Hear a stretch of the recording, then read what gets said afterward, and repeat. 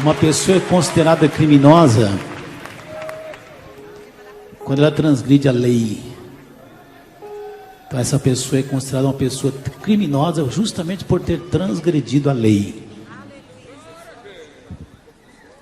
Espiritualmente falando, uma pessoa ela é considerada pecadora quando ela transgride as normas, os mandamentos do nosso Deus. Todos pecaram, é o que diz a Bíblia. Quem nunca pecou, ele levanta a mão. É só um irmãozinho ali, mas eu acho que ele não entendeu. Se ele entendeu, vamos crucificá-lo já já. A verdade, meus irmãos, é que todos nós pecamos, não é? A Bíblia fala que não há um justo sequer. Todos nós pecamos e estamos carentes da misericórdia do Senhor. Eu gosto de comparar nossa vida com uma estrada ou com uma linha de trem. E às vezes eu começo a imaginar estações. O pecado existe, não é? Ninguém pode passar direto do pecado para o perdão, existe um processo. Para que nós sejamos perdoados, nós temos que, sendo nós os responsáveis pelo trem da nossa vida, nós temos que no mínimo parar na estação do arrependimento. Não dá para achar que o perdão é automático. Ai de nós se não existisse o perdão, não é? Ele existe. O perdão retira dos nossos ombros um fardo pesado. O perdão retira de sobre nós um peso que nós não podemos carregá-lo. Sentimento de culpa, algo que nós não podemos suportar. Só o perdão pode permitir que, em alguns casos, a mão de Deus saia de sobre nós. Somente o perdão. É no caso do salmista Davi. Claro que é um caso à parte, não é? Mas Davi sentia o peso da mão de Deus noite e dia, porque ele havia pecado. O perdão acaba com o sentimento de culpa. O perdão, ele acaba com o sobressalto, com o pesadelo, com as nossas questões nervosas. Quando nós fazemos algo que não é bom, nós ficamos nervosos. Somos acometidos pela ansiedade. Às vezes pela tristeza, que não é nem a tristeza do arrependimento ainda. E só o perdão de Deus pode nos livrar de tudo isso. O perdão de Deus restaura a saúde. O perdão de Deus restaura a paz.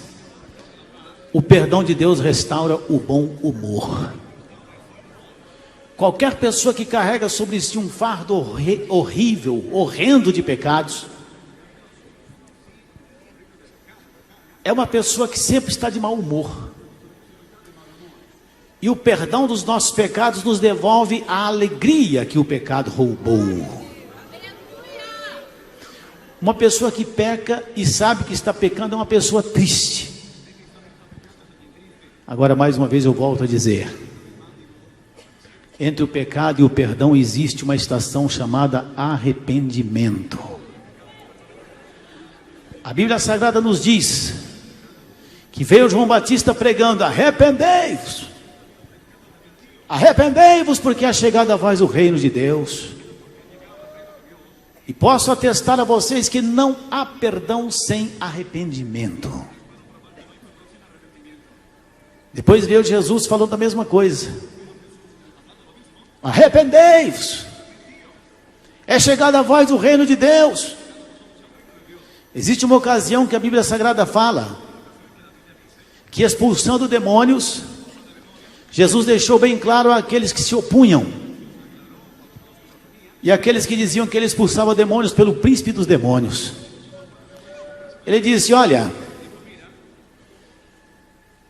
se eu expulso demônio e é pelo dedo de Deus, conseguintemente é chegado a vós o reino de Deus. Observem vocês, meus irmãos, que existem maneiras de entendermos quando Deus está agindo. Uma certa ocasião, Pedro havia pregado a uma multidão em Jerusalém. E a Bíblia Sagrada nos diz que Pedro foi claro e enfático, dizendo: arrependei-vos, convertei-vos, para que venha sobre vós tempos de refrigério, pelo sopro da presença do Espírito. Está traduzindo na linguagem de hoje. O perdão existe. Diga em voz alta: o perdão existe. E eu preciso do perdão de Deus. Mas o perdão não é automático, como eu disse a vocês. Nós temos que passar pela estação do arrependimento. E para chegarmos a esta estação, é claro que nós temos, meus irmãos, de passar pela convicção de que somos pecadores e que estamos em pecado. São coisas que antecedem obrigatoriamente o perdão dos nossos pecados, o perdão de Deus que vem sobre as nossas vidas. Existem situações em que as pessoas, às vezes, meus irmãos, não entendem que tem que ter o perdão de Deus. Não entendem Deus, não entendem a si mesmas.